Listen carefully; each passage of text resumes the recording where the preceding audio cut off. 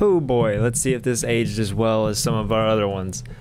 Today we are talking about BAP. We're talking about Dead Silence today, and truth be told, this movie was one of the first horror movies that really got me into the genre. And it's a movie. We'll get into it. Let's go ahead and play the trailer here.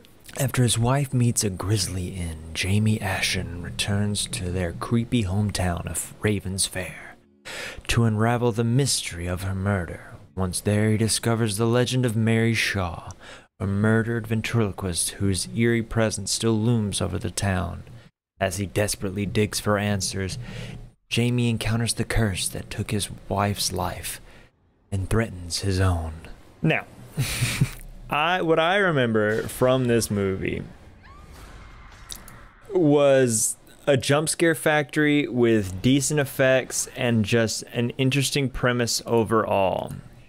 But, key word here, oh man, some of the acting is just not good. Lots of long, awkward stares into the camera and off as they're trying to read it, or like read the scene, I guess, really vibe out. The plot itself is solid. For those of you that fear dummies and like ventriloquists or mannequins and things like that, this will scare the living crap out of you. The Ghost just has, the entire movie's decent. Like it's still good and still holds up. It is definitely a cheap jump scare factory, but it makes things not make sense. And then there's like a random twist that they try to add, which was a good twist for the time, and me seeing it another time now has kind of tainted it for me.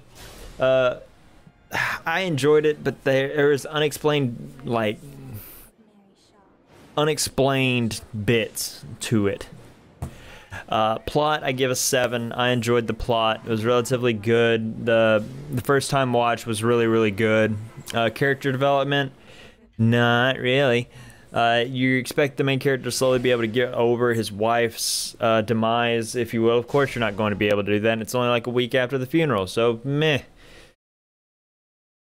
Then that's really about it. It's really too short of a time frame to give anything for character development. So 3, 4, like you don't really develop a lot. They learn like what not to do. The threat itself is the ghost of Mary Shaw. She had no children, only dolls. And if you see her in your dreams, be sure to never ever scream. That is it, and to this day I'll always remember that, and I remembered it before rewatching this film. But that's what they were going for. They knew what this movie was going to be, with a premise like, oh, you can't scream near her or she'll rip your tongue out. And then they do like over the top kind of I don't even know how to describe it, kind of like ghastly figures of like broken jaws and something mangled their mouths, pretty much, kind of a saw trap style look to most of them. The threat's interesting. They knew they were going to make a jump scare factory, so they wanted to make anything that could possibly make the crowd scream, and they did so with that. The threat's good. Like, threat's solid. Probably about a 6, 7, 6. Like, it's interesting. It's a basic little ghost story that you get to continue with, so it's always interesting. Scares overall, like I've said several times, it is a jump scare factory, so there were some solid scares, lots of silence leading into big screams, like run up to the camera, a mouth open, like sunken eyes, because they did a great thing with the ghost. Like, it looks fantastic. So scares, yeah, probably about a 6, 7. I'm not much of a jump scare guy, but you can definitely, like, if you have a friend who doesn't do a lot of horror movies but is down for that, definitely this is one for free. Like, you'll get a couple of jumps out of them, most definitely, but they do kind of predict themselves. So probably about a 6 again. Like, yeah. Sound effects or sound design, they're doing a fantastic job of, I say fantastic. They do a very, what is now characteristic for the genre, of which it's gonna be silence, something big, orchestra plays, boom, that deep sounding. So I mean, it's classic now, so it's a 5. Like it stays about the same. The music's good, the song's good.